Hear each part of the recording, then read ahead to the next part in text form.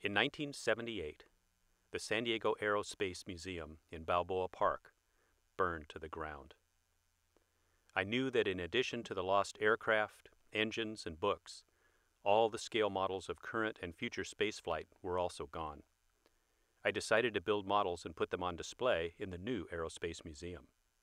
I contacted the Aerospace Museum.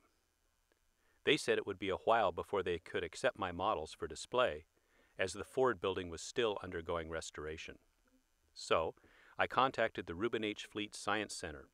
Some of my models were displayed there until the museum was ready. Finally, the Aerospace Museum contacted me. To my surprise, I was told that my models would need to be reviewed by the model curator, Ray Kroll, before being accepted for display. I met Ray, and he indicated that the museum needed a 1/72nd scale space shuttle orbiter for their Rockwell display case. Easy enough, I thought. A plastic kit was available. I'll just glue it together, slap some paint and decals on it, and get Ray's blessing. Wrong. Ray was very disappointed in the quality of the model I brought him. He sent me away with a list of fixes. This was the start of a great relationship, the master teaching the student. Later, Ray told me he didn't expect me to come back, but I did. This time, Ray accepted the shuttle model and placed it on display. I learned that there was a display case that needed to be filled.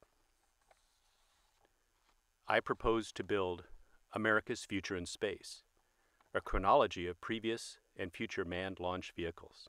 Due to the size of the display case, I chose 1/144th scale, which had two advantages. One, I could use existing plastic model kits for some of the historic and future designs, and two, it would allow me to build more models. Ray gave the okay, and I started to work. The Mercury Redstone was scratch-built from a plexiglass tube. The Atlas started with a tube, and I added plastic model aircraft drop tank halves to create the motor fairings. The capsule ejection rockets were made with thin wire and small plastic tube. The Titan was pretty straightforward: plastic tube, scratch-built capsule. The Saturn 1B used a kit's third stage. The first stage was scratch-built with, you guessed it, plastic tubes.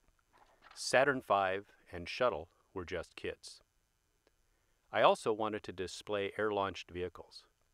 The B-29 and the X-1 are kits.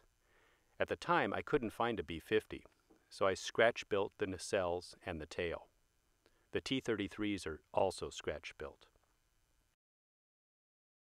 B-52 and 747 were also stock kits.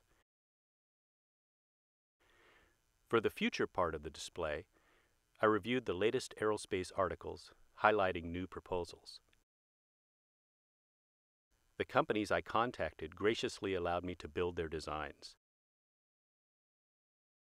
There was an entire other side of the display case that needed to be filled. I chose to build a Mars rocket.